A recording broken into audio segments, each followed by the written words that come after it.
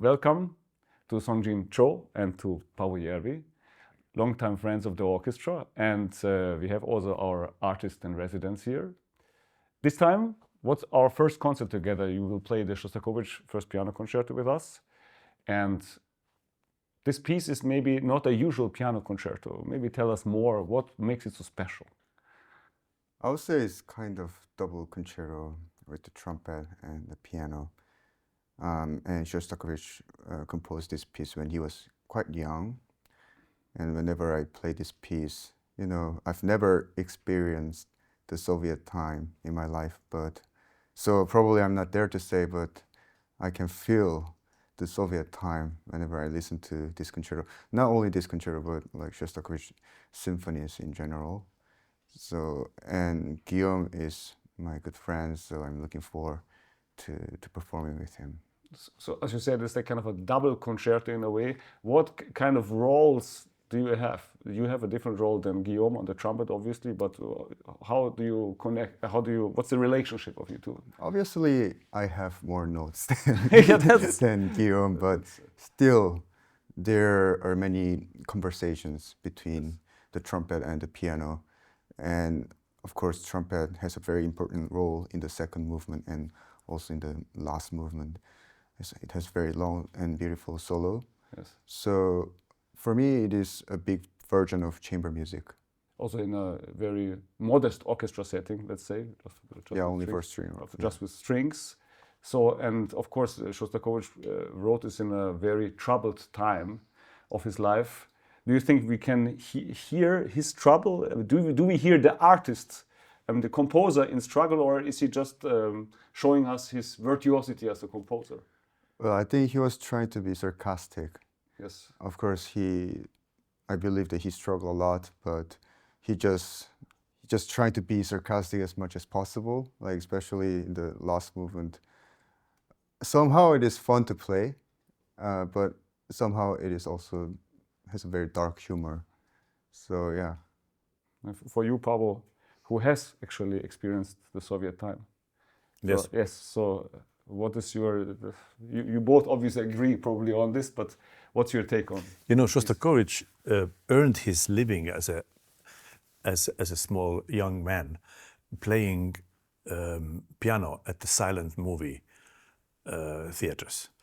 And the music, I think the way one should look at this music is not so much in a classical structural way, but literally jumping from one scene to another scene. You know, imagine these black and white films, and they are quite fast because the technology wasn't really up to date as we know it now, and also the cuts were very abrupt, and your characters change sometimes without any warning and with any preparation.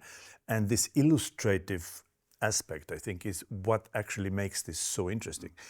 So if one starts looking at this kind of a, you know, of course we have an appassionato, we have all the little quotations which Shostakovich is filled with, but at the same time, the kind of reverence that we now give to Shostakovich as a great composer should be, you know, left backstage. We should revere him, but this music is not about beauty, and music is about character. It's illustrative. It's totally, it's an absurd, ridiculous music. I mean, the most banal. But who could make banal great? Shostakovich. Who could make all of that stuff put into the context of having a subtext? And because Shostakovich was so unbelievable in the way he knew how to connect to the audience. Every Russian will know these little cartoon tunes. Yes. There are certain moments, just exactly like in Mahler, he knows how to bring you with a right Ländler or a march or something into the world that he needs you to be in.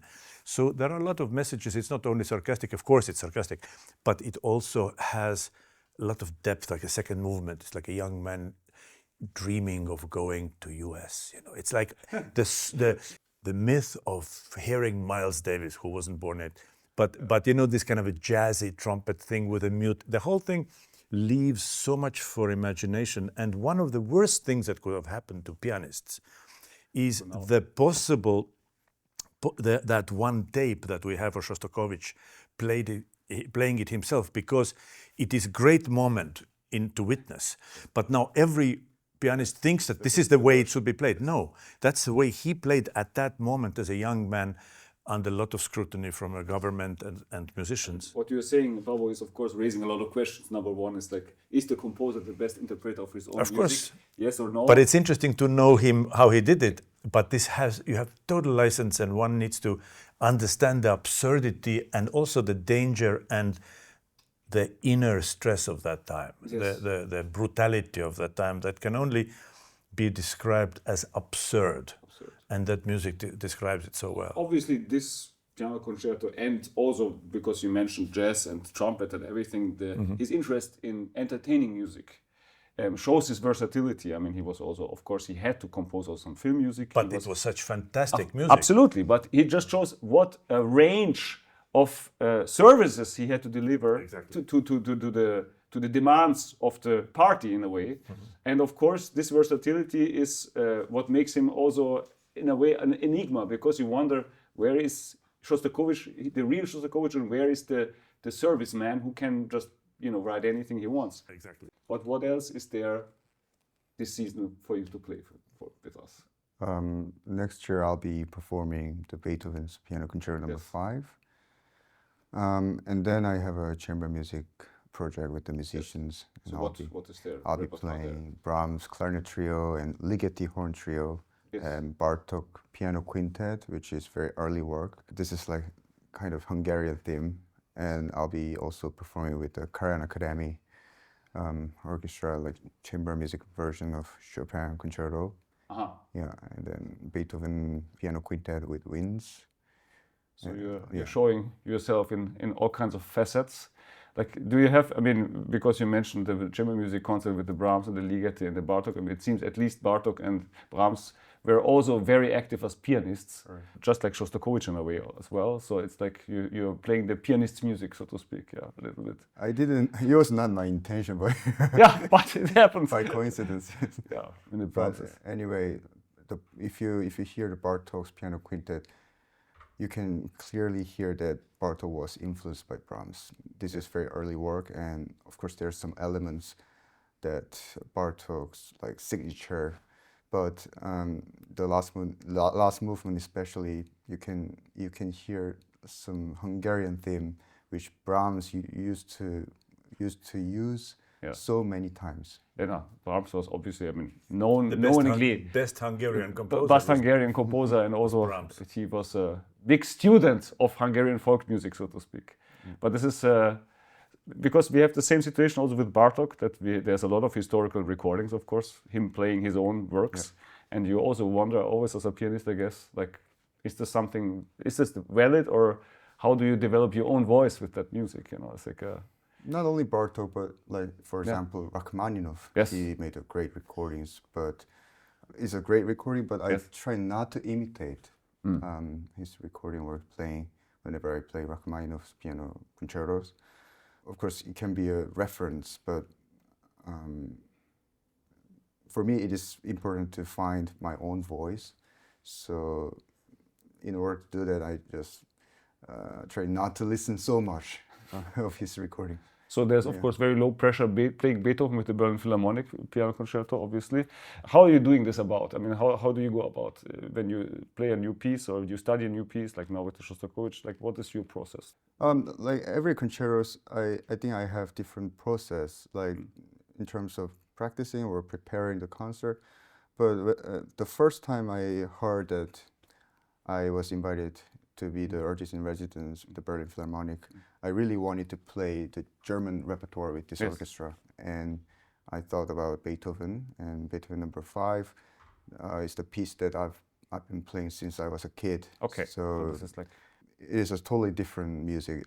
For Beethoven, for me, it's structure. The structure is very important.